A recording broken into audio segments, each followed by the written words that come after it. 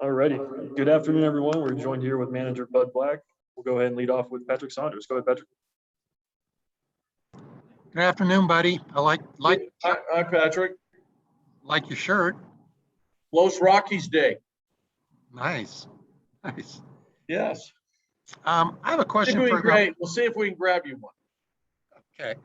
Or all the scribes, for that matter. That would be awesome. That'd be great. That would be great. I know a guy. You do. Excellent.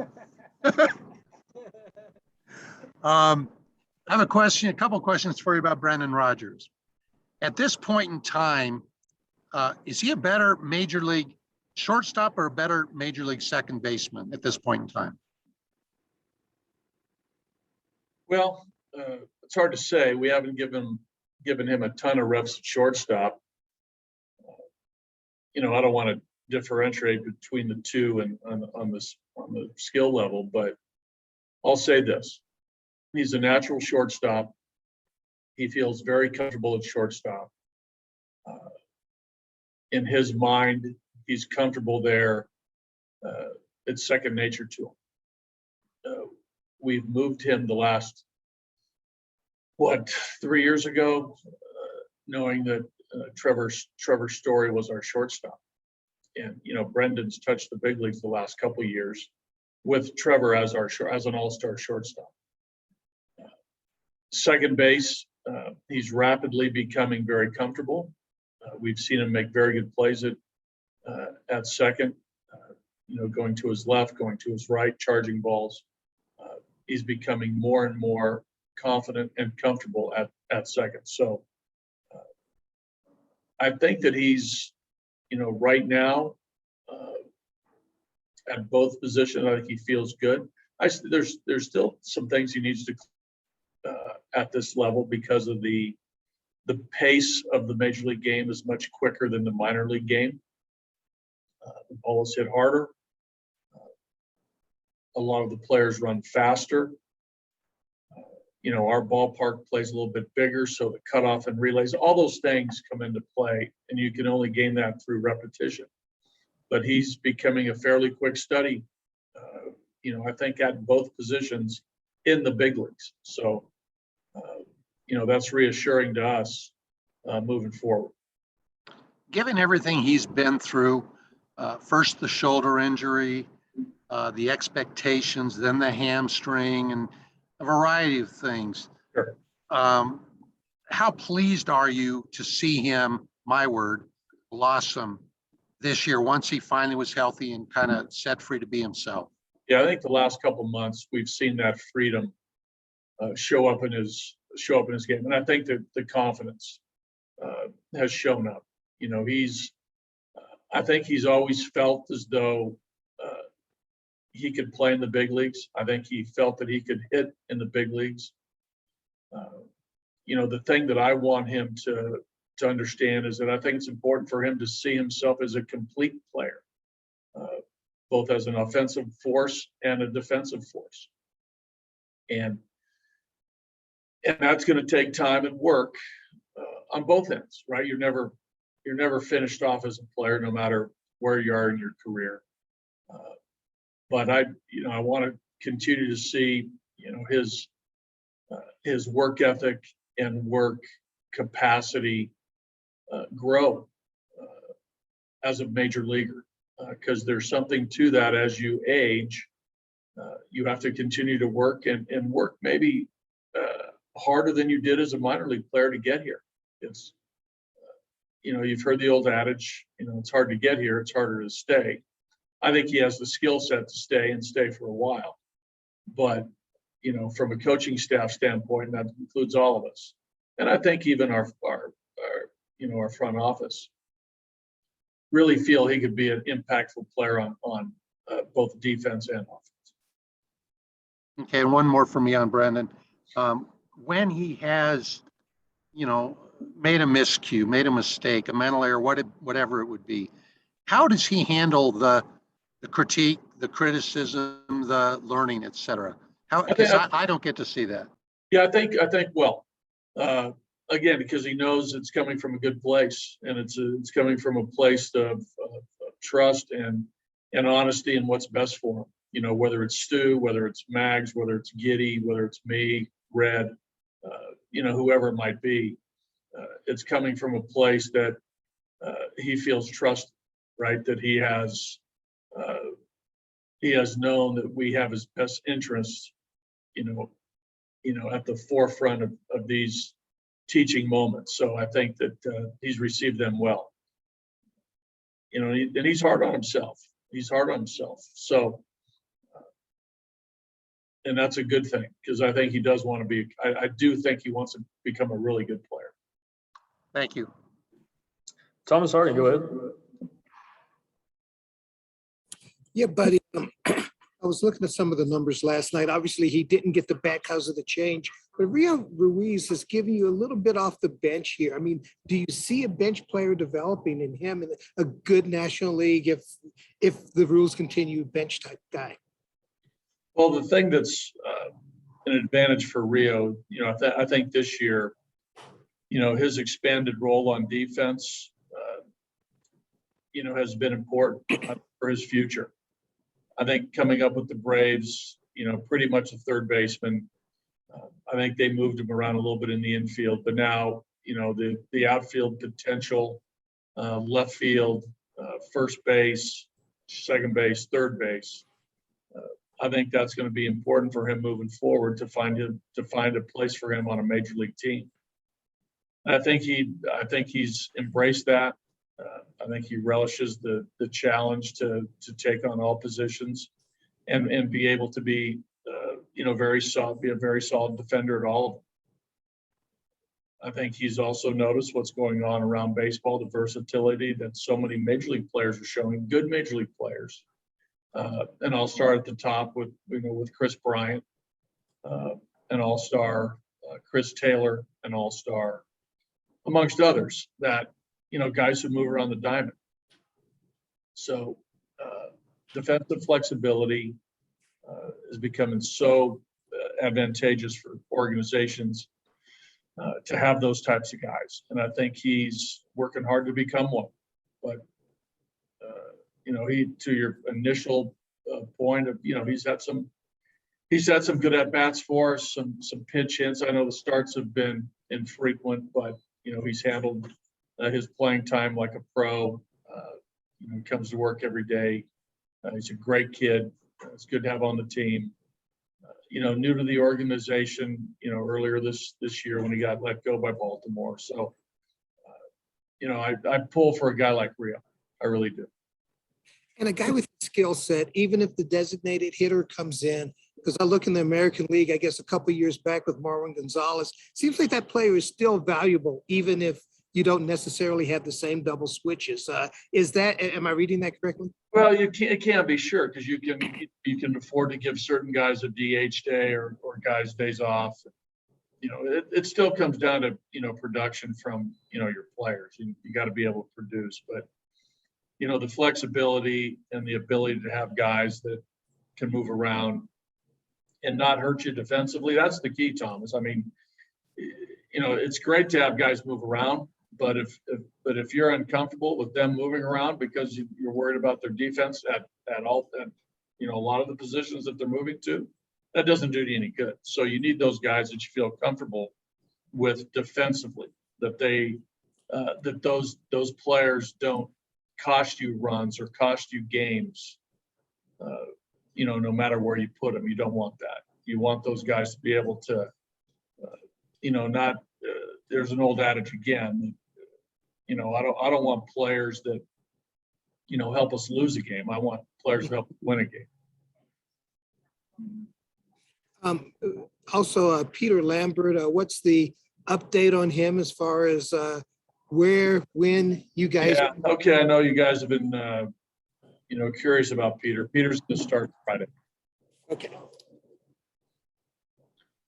And on that note, Connor Joe,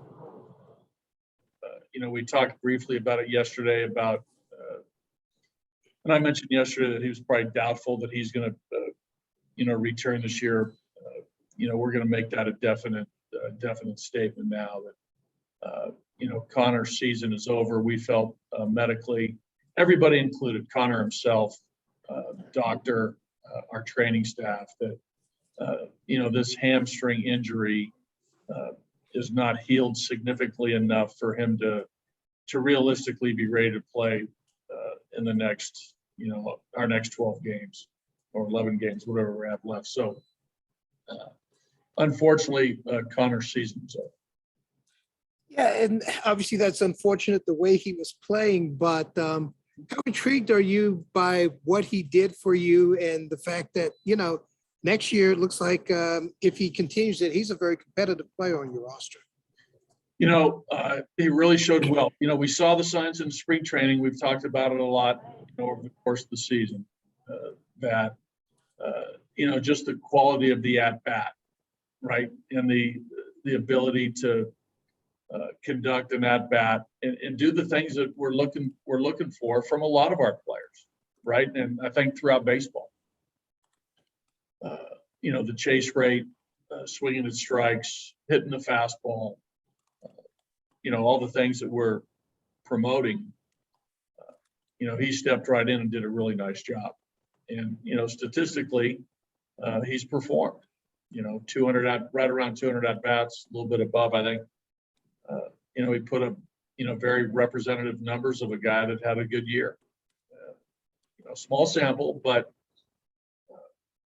this was good for him to get this chance to play, and he made the most of it. And, he's going to, this hamstring is going to heal within the next 2, 3, 4 weeks.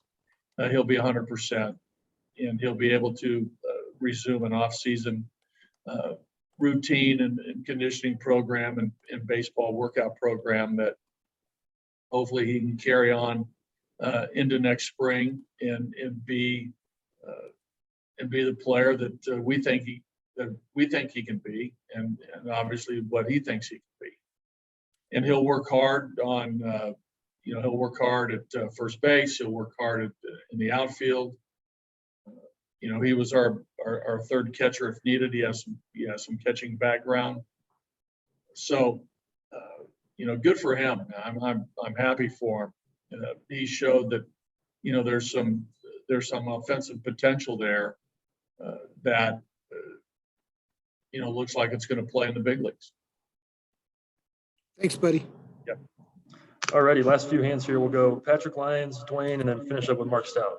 Go ahead, Patrick. Hey, buddy. I'm sure you've seen Spokane and Fresno have made the postseason for Yes. Class A. Yes. And obviously, player development is huge at the minor league level on an individual basis. But how important do you feel team success is or can be for a big league club down in the minors? Well, I was talking to Chris Forbes yesterday and Jesse Stender, and wishing, and a couple of the coaches on those two staffs yesterday, wishing them the best in the playoffs. I've been on minor league championship teams. I think it's awesome. A championship's a championship. It says something about the year. It says something about the players. It says something about player development, the coaching staff, all those things when you put together a good year. I think it's awesome. I think it's important because it does teach you, certain things, especially late in the year or in playoff games of how to win. And I'm sure a lot of these players, as one in high school, a lot of them went to college programs that played in the College World Series, and I'm sure there's players who in our player development system who have won College World Series. So I think it's important. I love it. I know we lost, 2 rough games last night. We didn't pitch well in either one of those games.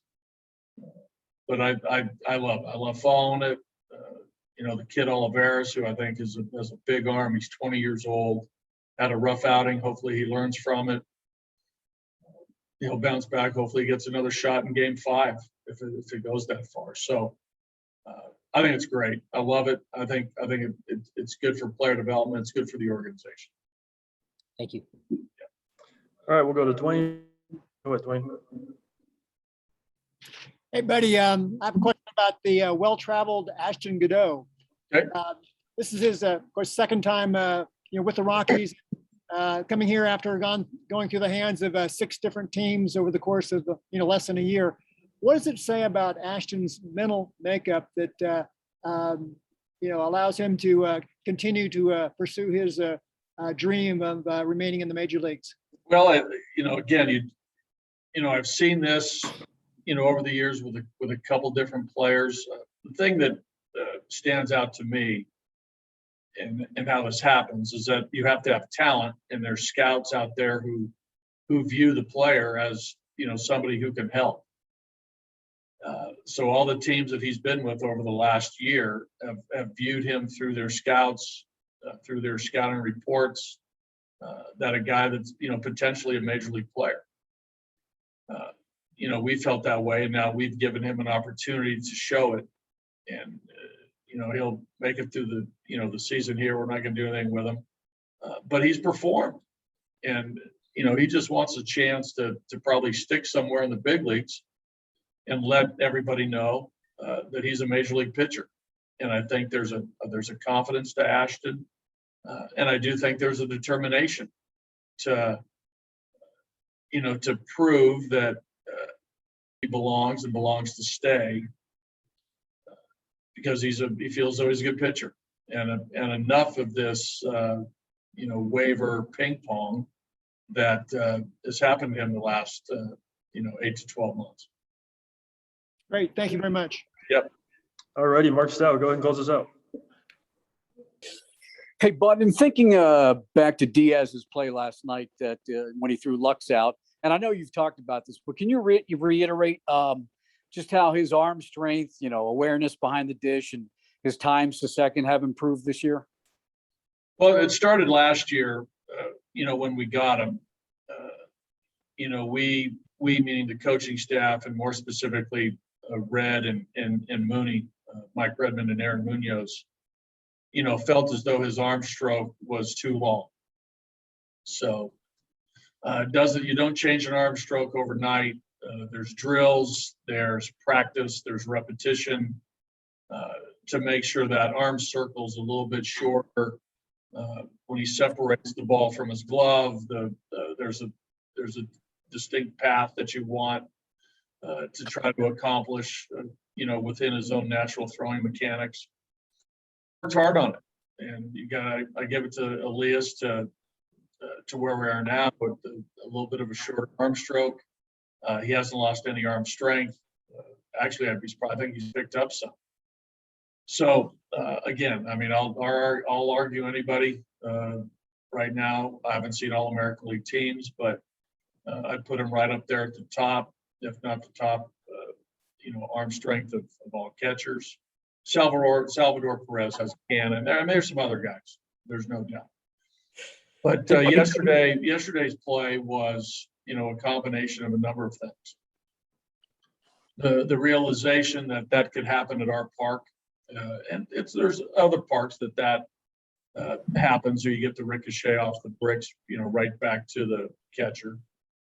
But him having the wherewithal to be under control, to field a bouncing ball back to you like an infielder, set his feet and make a strong, accurate throw, from what, 5, 10 feet, behind home plate, to get it relatively on line for the second baseman to make a play. So there's instincts, there's calmness, there's skill, all involved in a really spectacular play. Bud, Herman's personality better than anybody. Is this a big game for Herman? Well, I don't know what your definition of big game is. I think every game that a starting pitcher starts, it's a big game. There are some that are magnified more than others. This one's going to be magnified across baseball, especially in our division, especially in 2, major markets in LA and San Francisco. Herman is aware of that. He's aware of the Dodgers' talent as a team. He's aware that he's going up against a guy that he's gone up against, a few times in Bueller. I think he relishes that. I think he digs it. So if you want to call that a big game, you can. And I've said before, there's, the integrity of the season, the integrity of each and every game and what it means to other organizations, other playoff teams is something that I am very serious about. And I think Herman thinks the same thing. And one last thing for tomorrow, you've seen Scherzer progress over his career. I think in 2009, he threw 4 times against San Diego with Arizona. You've seen him at least 4 times since as a manager.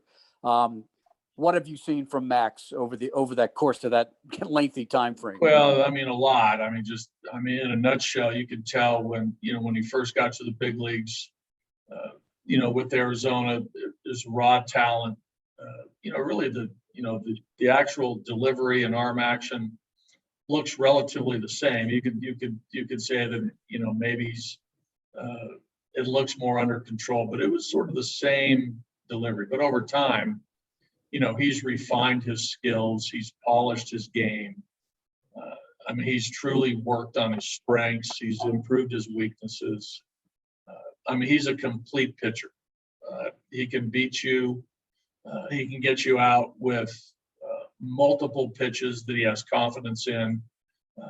I think the changeup is probably the pitch that's come the farthest, and now it's a true weapon for him, along with his fastball and a couple different types of breaking balls. But he's probably a guy that you could classify early in his career as a thrower, like a lot of young pitchers with good stuff.